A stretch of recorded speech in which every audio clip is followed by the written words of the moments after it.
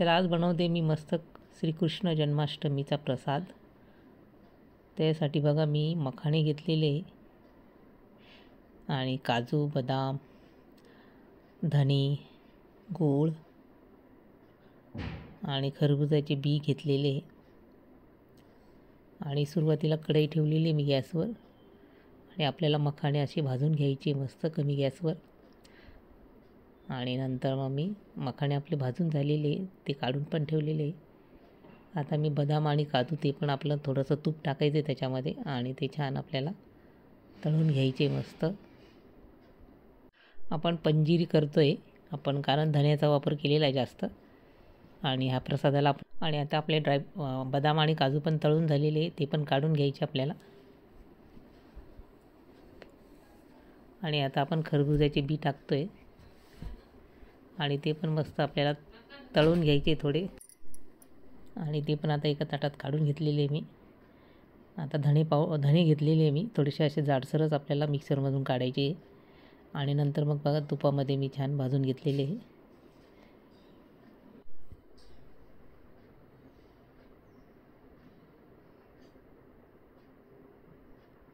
आता मिक्सरचं भांडं घेतलेलं आहे त्याच्यामध्ये मी मखाणे टाकलेले सुरुवातीला आपल्याला मिक्सरमधून आपल्याला काढून घ्यायचं आहे सगळं। आता बदाम आणि काजू टाकते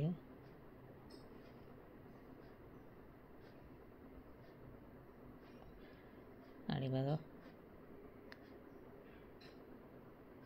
ह्या बिया टाकून घ्यायच्या आपल्याला खरबुजाच्या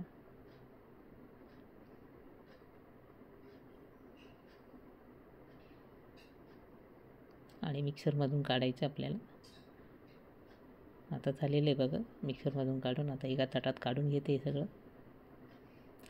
मिक्स करून घ्यायचं आपल्याला। आता मनुके घेतलेले ते पण टाकलेले मी, धणे, वेलची पावडर टाकलेली आहे, गुळाची पावडर टाकलेली आहे आणि सगळं मिक्स करून घ्यायचं आपल्याला मस्त। आणि मस्त आपल्याला प्रसाद आपल्या श्रीकृष्णासमोर ठेवायचा आहे आणि आपला एका मस्त ह्याच्यात काढून घेतलेले आहे बाउलमध्ये मी आणि तुळशीचे पानं ठेवलेले त्याच्यावर। तुळशीच्या पानाचं बी महत्त्व आहे फार। बघा अशा प्रकारे आपला प्रसाद पंजिरी तयार झालेली मस्त।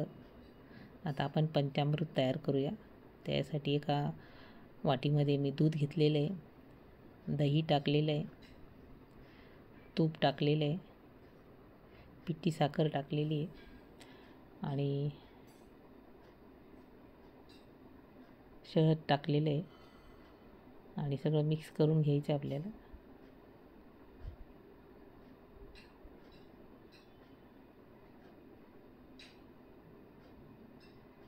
आणि आपलं बघा पंचामृत तयार झालेलं आहे